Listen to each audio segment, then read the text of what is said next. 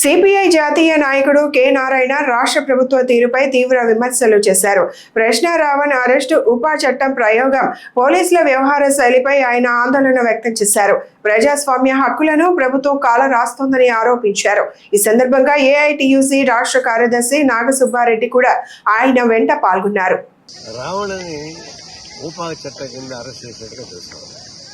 Arrest కావాలి పెట్టేశారు. అతను చేసిన పని ఏంటి? గతంలో పవన్ కళ్యాణ్ ప్రతిపక్షం ఉన్నప్పుడు ఏమి మాట్లాడాడు అదే డైలాగ్ చెప్పాడు.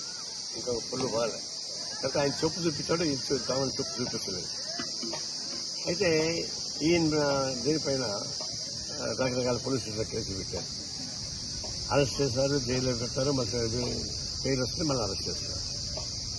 పోలీస్ స్టేషన్ ఉన్నటువంటి రావణ పైన జనసేన సైనికులు దాడి చేస్తారు. అంటే పోలీస్ దాడి చేయడం ఏంటి అంటే పోలీస్ స్టేషన్లో వాళ్ళ టీడీపీ ఆఫీసా, జనసేన ఆఫీసా దాడి చేస్తారు. చివరికి ఉపా చట్టం కింద అరెస్ట్ చేస్తారు.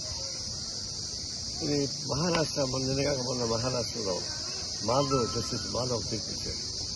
Modi down down, Amit Shah down down చెప్పిన దానికి వాళ్ళ పైన కేసులు పెట్టారు. కేసులు పెట్టి ఆయన అడిగింది ఏంటంటే డెమోక్రటిక్ కంట్రీలో నిరసన చేసే హక్కు ఉంది, మరి డౌన్ అనేది మాత్రం మీరు అరెస్ట్ చేస్తారా, అదే ఏదన్నా నియంత్రణ చెప్పేసి జస్టిస్ మాధవ్ డైరెక్ట్గా చెప్పారు. అనేక చట్టాలు ఉన్నాయి కూడా. ఇది విచిత్రం ఏంటంటే గత గవర్నమెంట్లో శవాన్ని డోర్ డెలివరీ చేశారు. ఇప్పుడు ఈ గవర్నమెంట్లో శవాన్ని మాయం చేసి బూడిద కూడా చేస్తారు.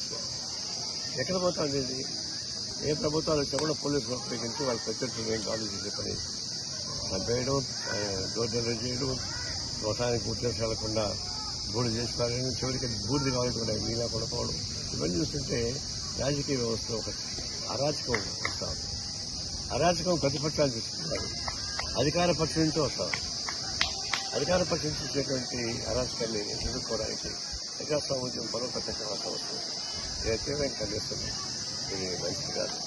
దీనిపైన చట్టపరమైన చర్యలు తీసుకోవాలి తప్ప, రాజ్యాంగాన్ని కాపాడుకోవాలి తప్ప, రాజ్యాంగ వ్యతిరేక, న్యాయ వ్యవస్థ వ్యతిరేక పనులు రాష్ట్ర ప్రభుత్వం చేయడానికి అనుమతించారు.